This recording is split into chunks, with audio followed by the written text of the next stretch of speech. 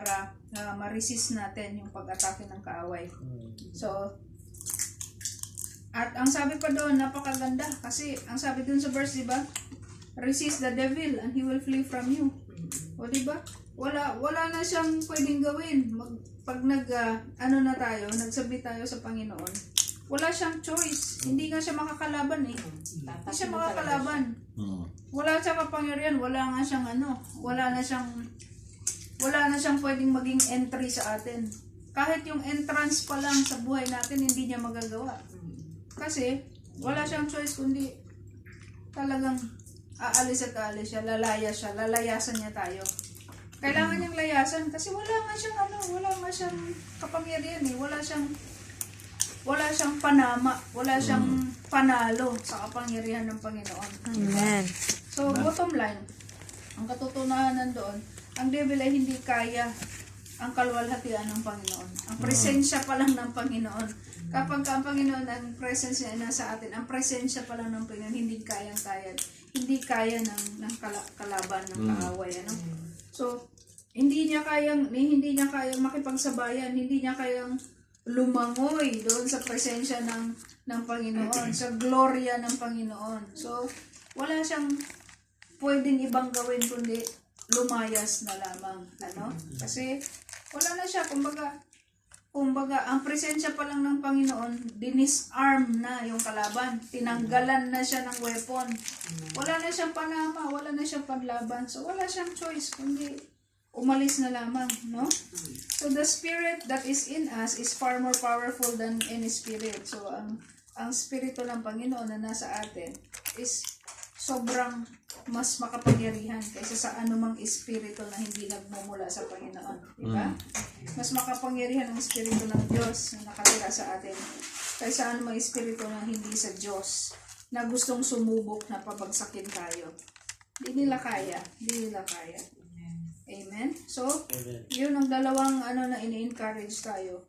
Ang pag-submit sa Panginoon, diba, is kailangan natin ng maging humble, diba? So how do we submit? How do we submit sa Panginoon? Una, we have to resist our pride, diba? Ang pride is number 1 capital sin, totoo. Kasi hindi tayo makakalapit sa Panginoon kapag may pride tayo, diba? Because pride in itself is not from God. So, paano ka makakalapit kung meron kang dala-dala na hindi mula sa Panginoon, So, it is deadly. One of the deadly sins. The number 1 capital sin is the pride. Kasi, di ba, the angel who resisted God, it was because of the pride, di ba? Amen. The number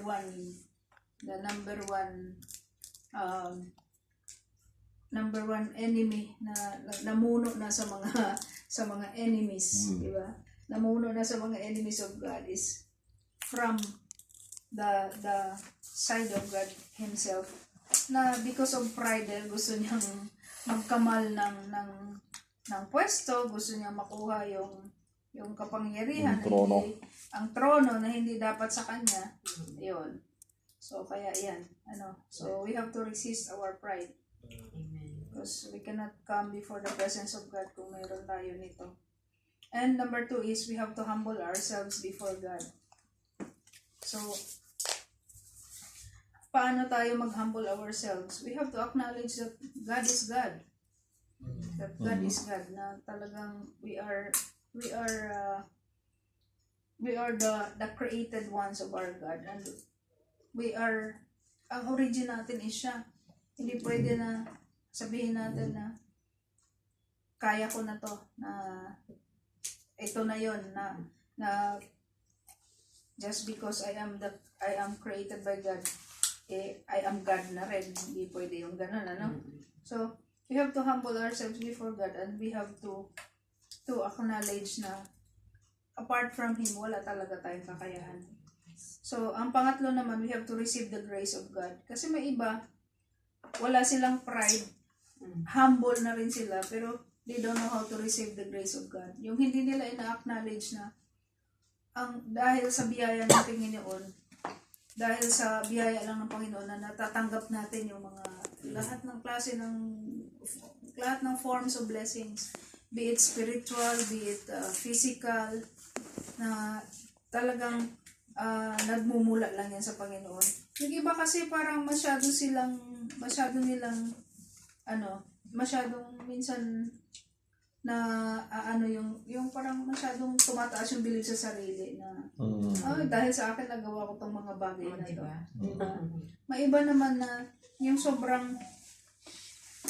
may iba naman na sobrang humble ng sarili nila, sobrang silang humble na hindi nila kayang tanggapin yung pinagkakalob na biyaya, na yung parang, hindi, sige, yung laging, okay lang ako. Kahit Kaya inaapakan na.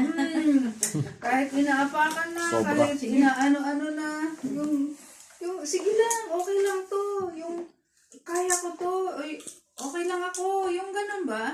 So, hindi din siguro maganda na yung, kasi di ba, hindi naman will ng Panginoon na just because you are humble na yung sobra-sobrang pagka-humble na kahit yung alam mong nakikita mong inaabuso ka na lang just because ina-acknowledge mo na because ito, this is the humility na ako, that I should consider myself as I should consider others as above or as better than me.